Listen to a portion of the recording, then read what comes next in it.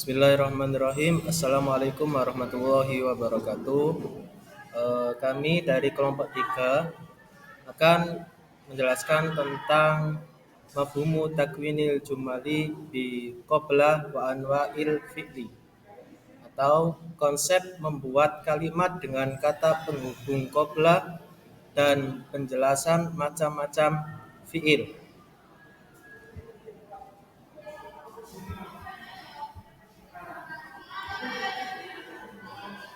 Qabla bisa dibaca dzaraf zaman dan dzaraf makan, tergantung pada susunan idhofahnya. Maka ketika diidhofahkan, maka dibaca sebagai berikut. Ketentuannya ada 4, atau macam-macam qabla ada 4 macam pembacaan.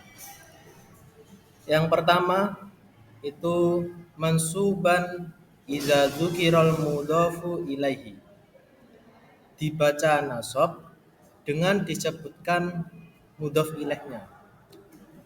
Jadi qabla di sini itu dibaca nasab serta mudhaf ilaihnya itu disebutkan. Contoh, wasabbih bihamdika rabbika qabla tulu'is syamsi wa qabla ghurubiha. Jadi qabla di sini itu dibaca nasab qabla. Lalu disebutkan mudhaf ilaihnya. Mudhaf ilaihnya mana? Mudhaf ilaihnya itu tulu'i asyamsi, tulu'i. Dan qabla ghurubiha, ghurubi itu mudhaf ilaihnya.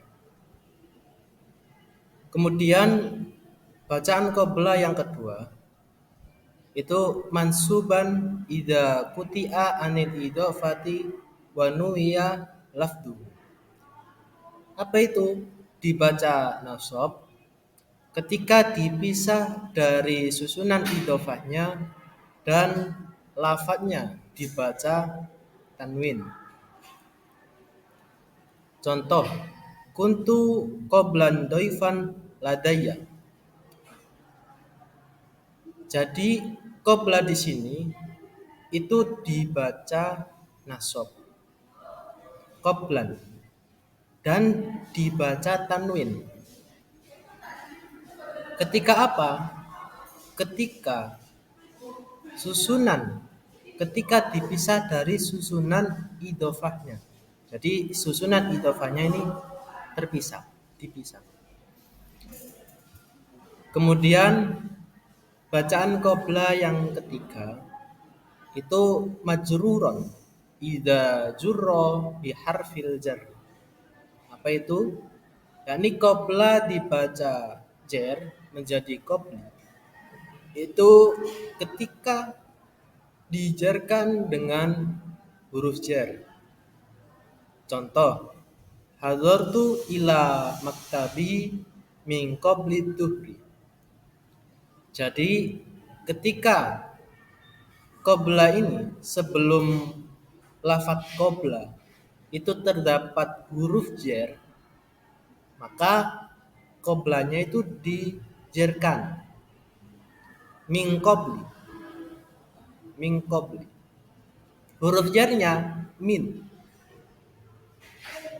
Kemudian qablanya dibaca jar qabli.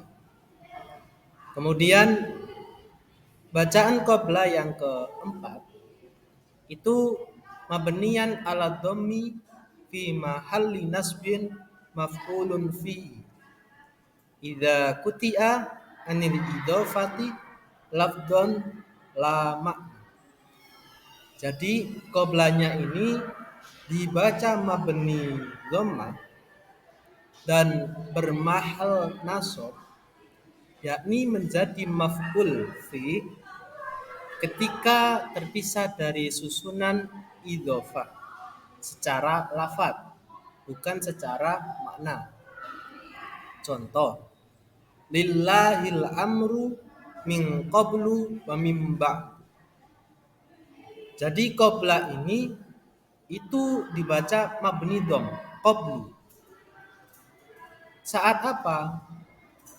Saat terpisah dari susunan idofahnya secara lafaz, bukan secara makna. Dan min qablu ini itu bermahal nasab, bukan bermahal rofa ataupun yang lain. Kemudian penjelasan berikutnya akan dipaparkan oleh saudara Edsel. Terima kasih. Bismillahirrahmanirrahim. Saya akan melanjutkan penjelasan dari Zulfikri. Penjelasan kalimat fiil dan pembagiannya. Pengertian kalimat fiil adalah kalimat yang menunjukkan arti dengan sendirinya disertai dengan zamannya. Ada zaman madi, istiqbal, dan hal.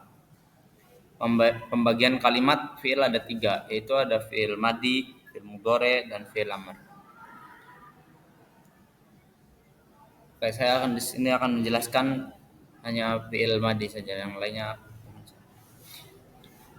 Fiil madi adalah kalimat fiil yang menunjukkan arti lampau atau madi. Fiil madi digunakan untuk menggambarkan tindakan atau kejadian yang terjadi di masa lampau.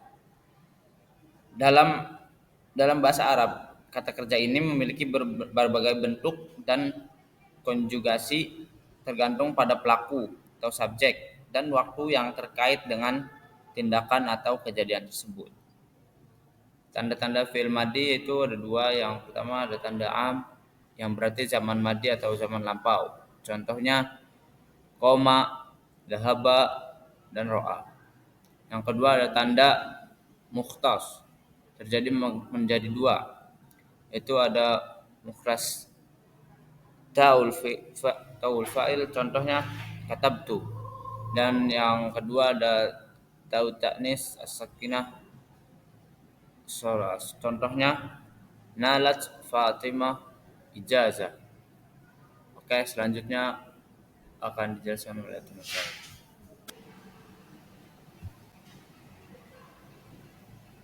Selanjutnya yaitu fi'il mudhari. Fi'il mudhari menunjukkan zaman yang sedang terjadi. Contohnya yaitu pada taqra'u nadiyatul Qur'an. Nah, di sini taknya itu adalah tanda kalau misalnya adalah fi'il mudhari, yaitu sedang membaca. Jadi Nadia sedang membaca Al-Qur'an. Nah, tanda-tanda fi'il mudhari itu diawali dengan huruf mudhara'ah, yaitu alif, nun, ya, dan ta. Contohnya yaitu adalah yaf'alu. Yaf'alu ya-nya di sini adalah contoh dari fi'il mudhari yang artinya sedang membaca. Oke, meneruskan dari penjelasan dari saudari Wafa, kita beralih pada fi'il amar. Nah, fi'il amar kalau kita belajar dulu pada tingkat madrasah ibtidaiyah, madrasah sanawiyah, dan madrasah aliyah, kita tentu tahu bahwa fi'il amar adalah fi'il yang menunjukkan arti perintah, dan itu sedang terjadi. Contoh, ketika saya menyuruh seseorang untuk mengambilkan pulpen saya, maka itu adalah kejadian yang terjadi.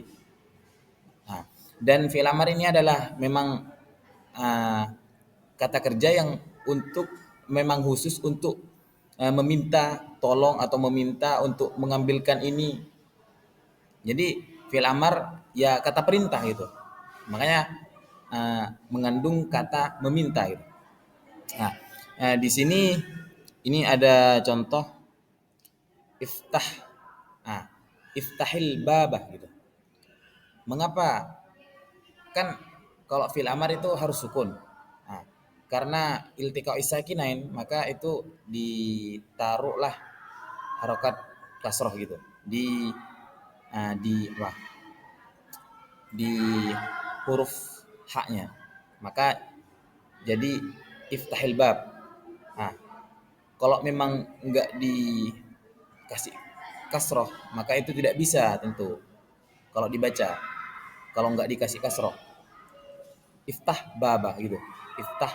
Sedangkan kalau iltiqo sakinain itu dalam sulitnya pengucapan jadinya dikasih kasroh. Ah,